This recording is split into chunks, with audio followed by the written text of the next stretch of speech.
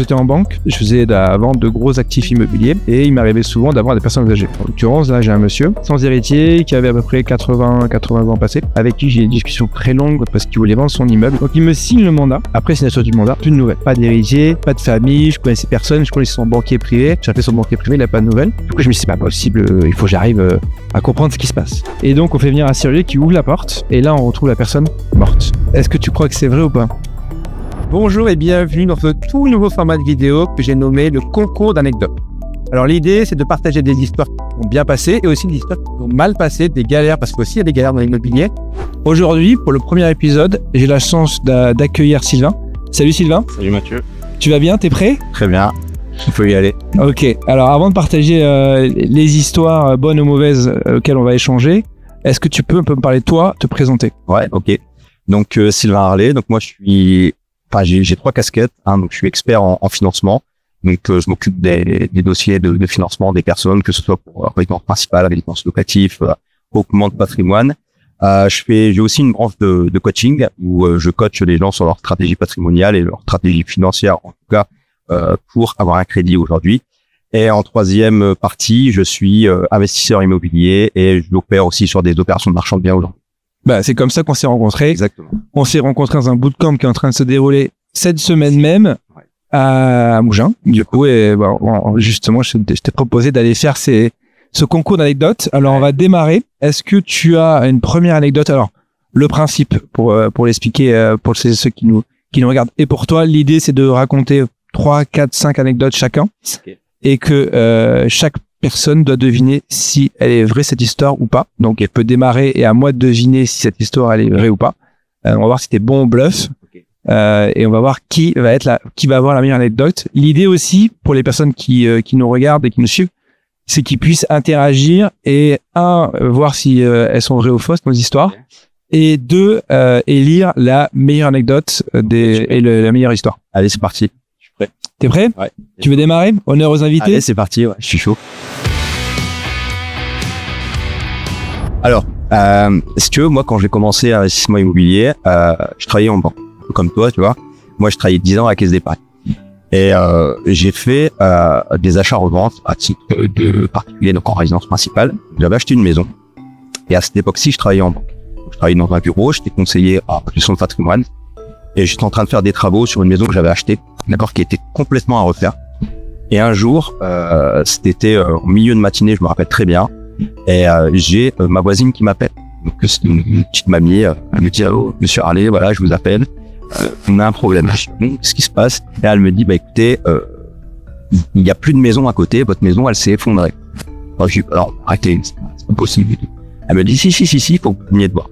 Alors, c'est bon, enfin, je veux dire, on est en train de faire des travaux, on a peut-être abattu un mur, il y a aucun problème.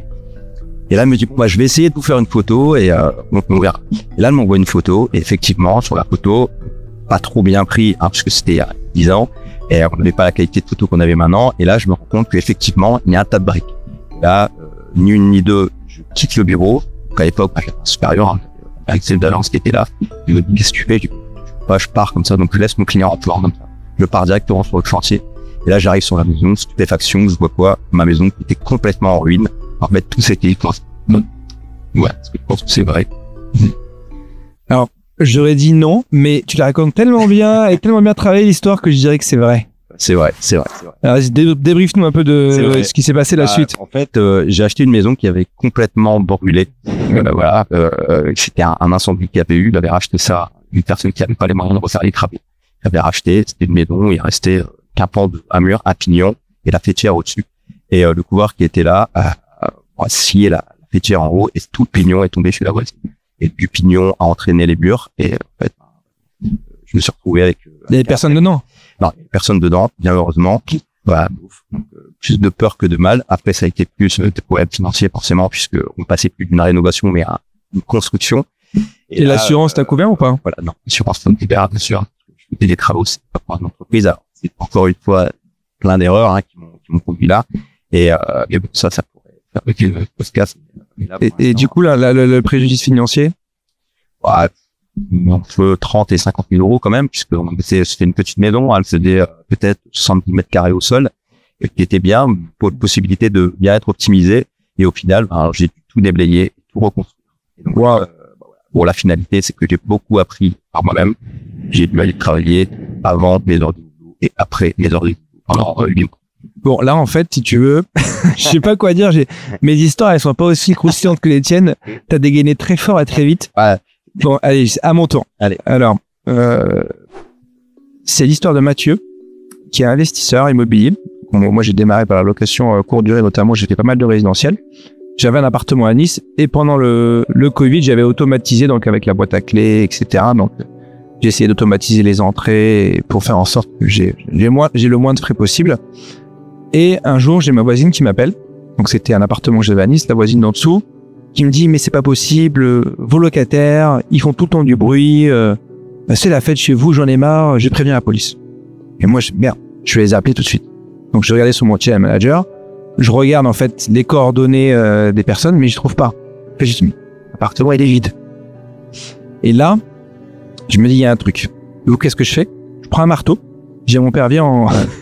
Il va falloir peut-être se battre pour que je récupère mon appartement. Il doit y avoir un squat ou quelque chose. Et en fait, j'arrive dans l'appartement. Heureusement, j'avais le double des clés, je rentre. Là, il y a 3 jeunes qui étaient en train de se droguer avec des bonbonnes hilarantes, du gaz hilarant. Et je commence à leur expliquer que l'appartement est à moi, qu'ils l'ont pas loué. Et ils me disent, si, on l'a loué. Et en fait, ce que je me suis rendu compte, c'est qu'il y avait des petits malins qui regardaient sur Booking que mon appartement soit vide, qui avaient le code d'accès de l'appartement et qui le louait au black, qui le sous-louait au black. Est-ce que tu crois que cette histoire elle est vraie ou elle est fausse? J'ai envie de dire oui, elle est vraie, mais j'ai l'impression que c'est trop gros pour être vrai. Elle est vraie. Elle est vraie et du coup ça m'est arrivé même plus d'une fois, ça m'est arrivé 2 ou 3 fois. Du coup, la leçon à tirer de tout ça, c'est qu'après j'ai mis des serrures connectées, serrures dont le code change à chaque réservation, pour plus que les gens puissent donner en fait un code statique. Allez, la deuxième, un peu plus croustillante. La première, peur. J'achète un immeuble de rapport, 4 appartements sur 4 niveaux. Voilà, on me présente un artisan, on se mandate, on se rend compte, on me dit ok, je vais m'occuper des travaux. Pareil, on commence les travaux, et il m'appelle un jour. Allô Sylvain, ouais, un truc de fou, j'ai trouvé un trésor. Ok, je lui dis mais non, c'est pas possible. Il me dit si, j'ai trouvé un trésor. Je dis ok, d'accord. Et en fait, il s'avère qu'il avait trouvé un coffre-fort dedans. Et dedans, il y avait énormément de choses. Des CV dedans? Ouais, curieux. Est-ce que c'est vrai ou pas? Moi, je crois pas que ce soit vrai. Bah si, c'est vrai. Ok. Bah si, c'est vrai. Alors, il y avait un petit piège, c'est que effectivement, on a trouvé un coffre-fort qui était dans un double mur. Mais il était vide. Non, c'est que l'artisan a été très malin. C'est que avant que j'arrive, parce que forcément, moi, je me suis dit, j'ai vu le truc arriver, je me suis dit, je vais y aller. En fait, il avait entaillé le coffre de derrière. Alors que bon, un coffre, on peut en faire pas mal de choses. On peut soit l'ouvrir, on peut soit le revendre, ça se trouve très très bien. Et en fait, il l'avait entaillé. Et quand j'arrive, il m'a dit, il y avait rien. Sauf qu'à l'intérieur, il restait une seule languette d'une liasse de billets de 200. Donc, je ne saurais jamais s'il y avait quelque chose ou pas dans cet immeuble. Génial, j'adore cette idée. Ouais. J'adore cette histoire, cette anecdote. Alors, qui est le plus intelligent? C'est moi d'être venu sur place ou alors de pas lui avoir dit ou lui d'avoir entaillé le coffre-fort.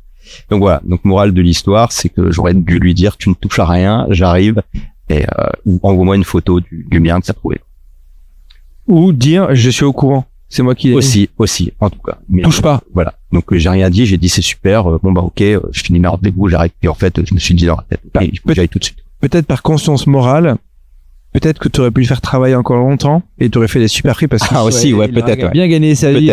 Mais en tout cas, voilà. Bon, c'est un artisan avec qui ça s'est pas très bien passé après. Alors, voilà. Faute ou pas faute à ce coffre, est-ce qu'il est parti avec une liasse ou pas? Et qu'est-ce qu'il y avait dedans? Je ne saurais jamais. Ok. Voilà.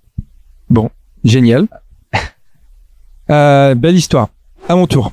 Alors, c'est une opération immobilière où je dois m'associer avec quelqu'un qui me dit, écoute, parce que moi je délègue beaucoup, donc il me dit, écoute, il y a une opération, j'ai pas les fonds, j'ai du mal à avoir le financement.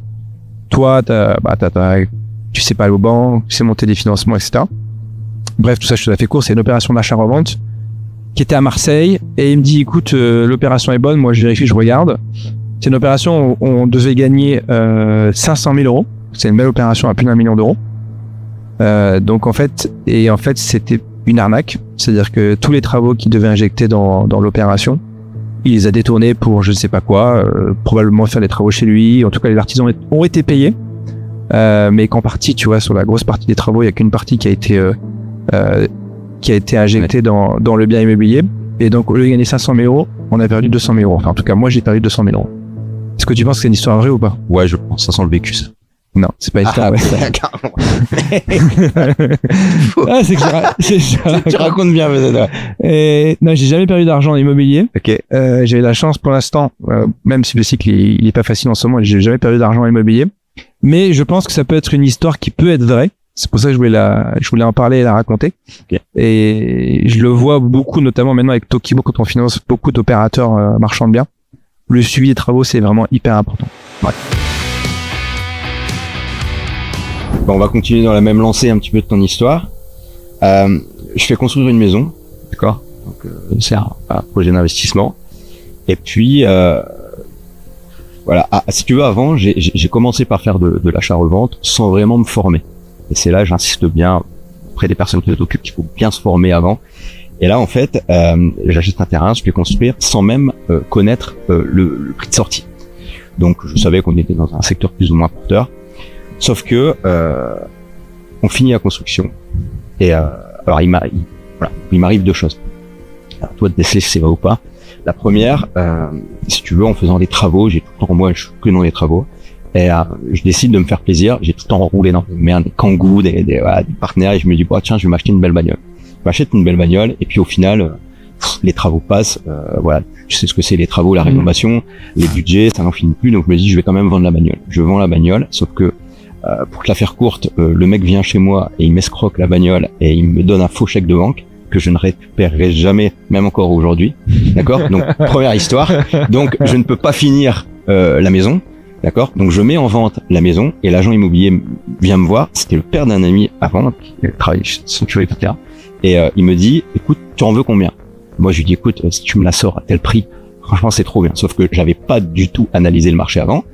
Et il m'appelle le lendemain matin, 8h du matin, en me disant, Sylvain, c'est bon, j'ai une offre au prix. Alors faut savoir que j'avais pas de cuisine, pas de mode de chauffage, j'avais rien, je vendais un peu comme ça, quoi.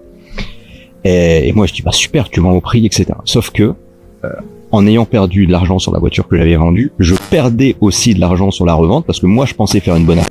Sauf que derrière, c'est un marchand qui a acheté la maison et qui a revendu derrière à 300 000 euros, enfin, avec une marge de 50 000 euros là. Est-ce que tu penses que c'est vrai que je peux perdre deux fois? Et franchement, je pense que j'ai bien choisi mon invité pour cette vidéo. Je pense que tout est vrai. Tout est vrai, ouais. Tout est vrai. C'était un concours de circonstances phénoménal. Et voilà. Alors au final, je m'y retrouve bien puisque je fais quand même une marge sur l'opération, mais une marge diminuée par la vente de la voiture. Je précise aux gens que je ne connaissais pas les histoires de Sylvain. Ouais, c'est vrai. Il m'a dit, j'ai plein d'histoires à raconter, hyper bonnes, avec quand même pas mal de galères. Ouais. Et j'avoue que, ouais, je suis convaincu. Pas mal. Bravo. Belle histoire aussi. Donc, belle leçon, du coup. Leçon de ça? Leçon de ça, toujours analyser son secteur, premièrement. Et deuxièmement, attendre que l'opération soit finie pour passer à autre chose ou vouloir se terminer sur quelque chose. Voilà. Mais en immobilier, on ne sait jamais ce qui va arriver. C'est énorme. Okay. À mon tour. Allez. Quand j'étais en banque, je faisais de la vente de gros actifs immobiliers et il m'arrivait souvent d'avoir des personnes âgées. En l'occurrence, là, j'ai un monsieur sans héritier qui avait à peu près 80 ans passés, avec qui j'ai eu des discussions très longues parce qu'il voulait vendre son immeuble. Il avait un immeuble trois immeubles, depuis plus de 15 millions dans Paris. Et l'objectif, c'est que je le vende. Après, il voulait donner ça à une association, etc. Donc, il me signe le mandat. Et puis, après signature du mandat, plus de nouvelles. Et donc là, pas d'héritier, pas de famille, je connaissais personne, je connaissais son banquier privé. J'ai fait son banquier privé, il n'a pas de nouvelles.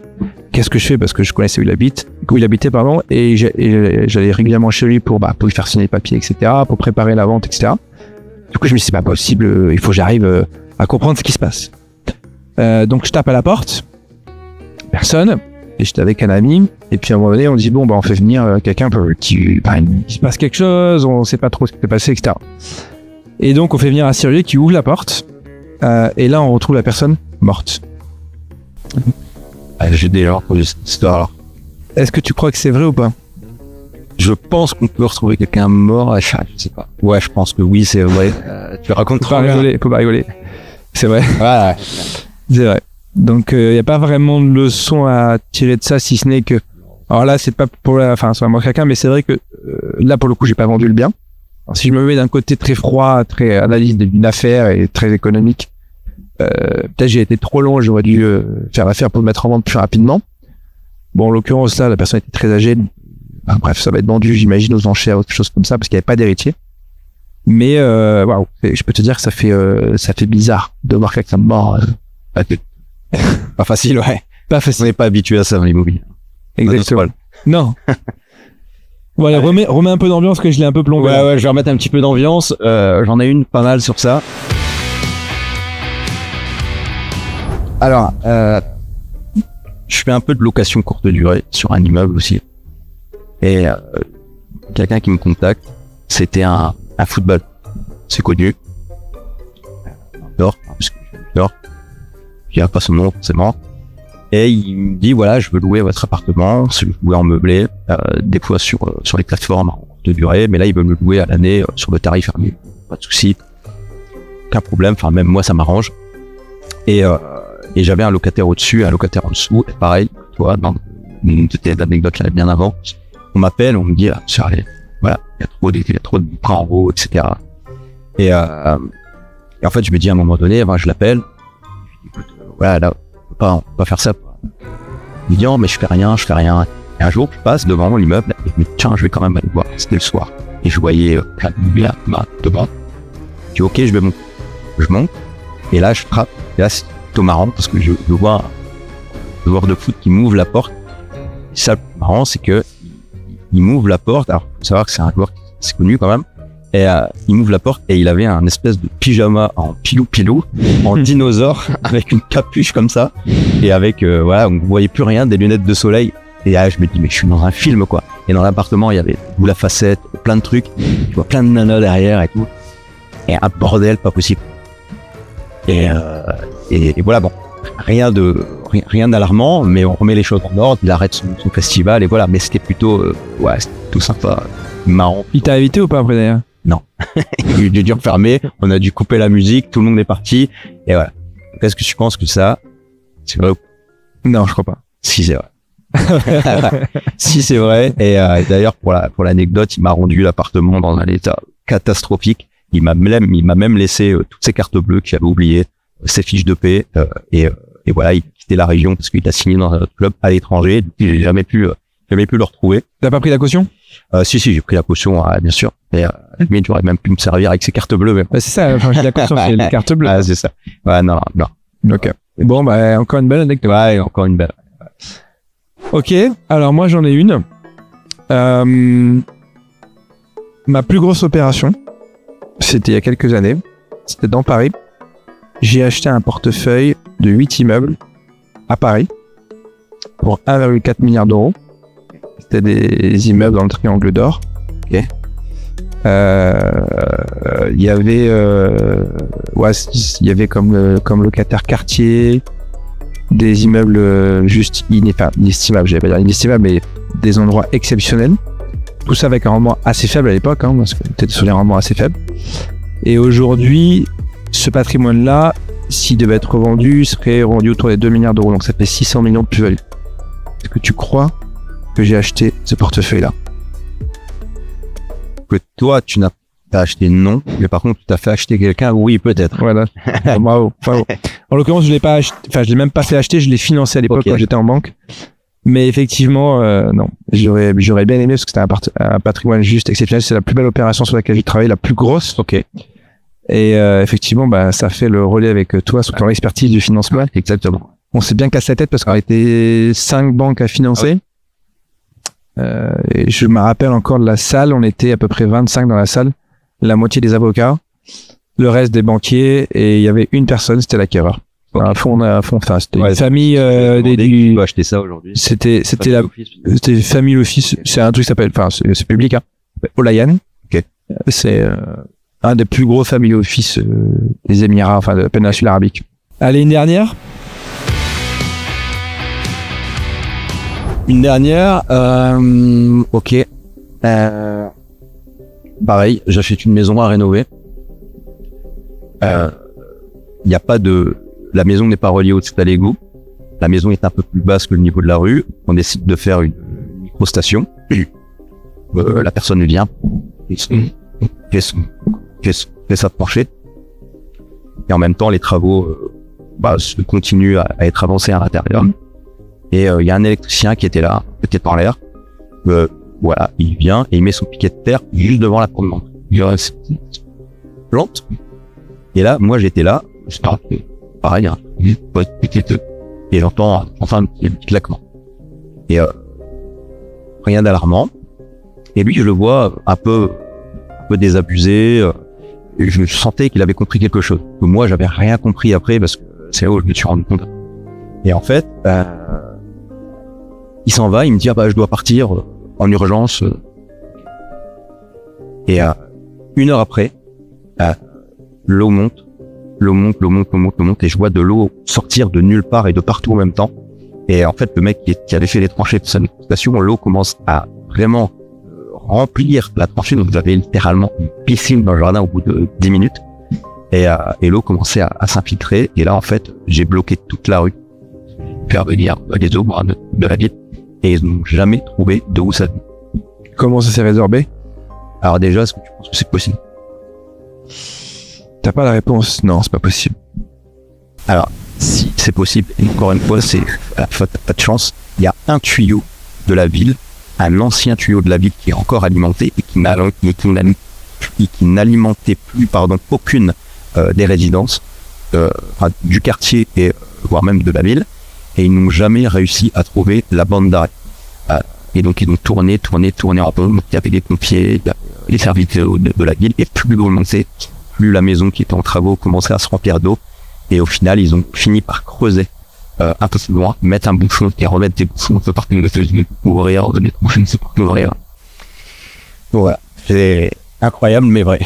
Incroyable, tout ça avec nos chers impôts. Exactement, ouais, c'est ça. Donc de l'eau à 2 bars de pression qui arrivent, et j'ai bien compris après pourquoi l'électricien s'était barré, parce qu'il avait compris ce qu'il avait fait. Et en fait, c'est un tuyau, ça fait 16 mm. Il a planté son piquet de sécurité de terre là, il a planté dedans, et il y avait une chance sur 1 million qui plante en plein milieu, quoi. Ça aurait pu arriver après ou même avant. Devant, devant. Bien sûr. Ouais.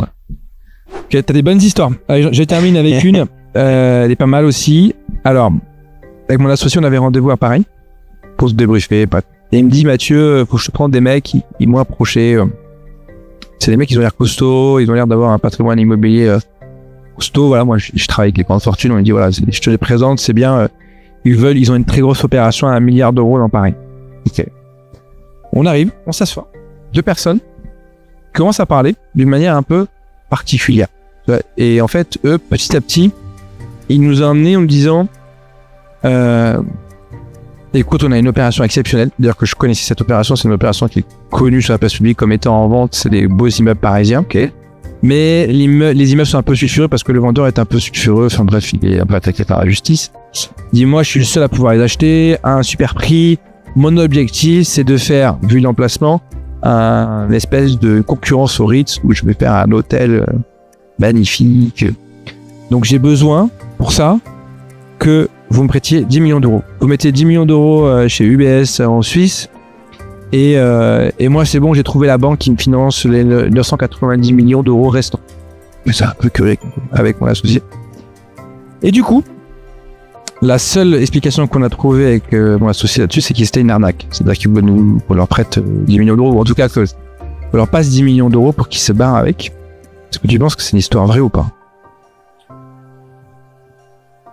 Je pense que c'est impossible de faire un montage financier comme ça. Je pense que ce que tu racontes, c'est vrai. Ouais, c'est vrai. Okay, donc, ouais, c'est vrai. C'est persona typique sur la région parisienne. Ouais. Alors, on a dû en croiser. J'ai pas ce niveau de financement-là. Ouais. J'ai pas creusé jusqu'au bout. Ok. Pour savoir si c'était une arnaque ou pas. C'est un peu le ressenti. Ça sentait. Parce que la structuration que les gens proposaient était juste impossible à faire. Ok. Mais donc tout ça pour dire, s'il y a une leçon à regarder, c'est quand on s'associe, quand on fait même soit des apporteurs, des partenaires et autres, bien regarder quel est son intérêt à chaque fois une personne qui est en face de nous avec qui on négocie pour essayer d'aligner les intérêts ou en tout cas faire en sorte que les intérêts convergent. Exactement. Bah, c'est sûr que ça, les anecdotes sont bien racontées à la fin. Et sur le coup, il faut avoir les nerfs solides pour les attaquer de front. Et il y a toujours une leçon derrière ça qu'il faut retenir. C'est pas pour ça que ça nous fait de ralentir. Au contraire, on y va de plein front après. Ouais. Ok, Sylvain, merci beaucoup. Ah, merci à toi. Et des très belles histoires. Tu m'avais teasé. En fait, franchement, je suis pas déçu. J'ai pris les meilleures, hein. J'ai pris. Ouais, mais elles sont belles. Franchement, j'en ai pas d'aussi belles que toi. Donc, continue pas forcément comme ça. Mais je pense que maintenant, t'as les leçons. C'est ça. Et là, je pense que la conclusion, c'est malgré les galères que t'as vécues, survécues, enfin, auxquelles t'as survécu, tu fais toujours de l'immobilier. T'es dans le secteur de l'immobilier, plus jamais. T'es toujours debout, tu vis relativement bien. Donc du coup, on fait tous des erreurs. On peut en faire dans l'immobilier. Elles peuvent coûter très cher. Elles y arrivent moins souvent parce que quand même c'est comme beaucoup plus résilient. Ouais. Mais c'est pas pour autant qu'il faut s'arrêter sur un échec. Il faut savoir être résilient. Hein, l'immobilier, c'est ça. Et sur le long terme, hein, c'est pas un 100 mètres, hein, c'est un marathon. On dit tout le temps. Et puis voilà. Puis il y a des hauts, il y a des bas. Et le but, c'est de toujours faire face aux problèmes et il y a toujours une solution et tout va avancer. Bon, Sylvain, merci beaucoup. Pas de rien. Ça a été très cool. Ouais. Merci pour cette vidéo, j'espère que ça t'a plu. N'hésite pas à mettre en commentaire la meilleure anecdote que tu as trouvée. On refera d'autres contenus d'anecdotes comme ça. Je te retrouve très bientôt pour une nouvelle vidéo.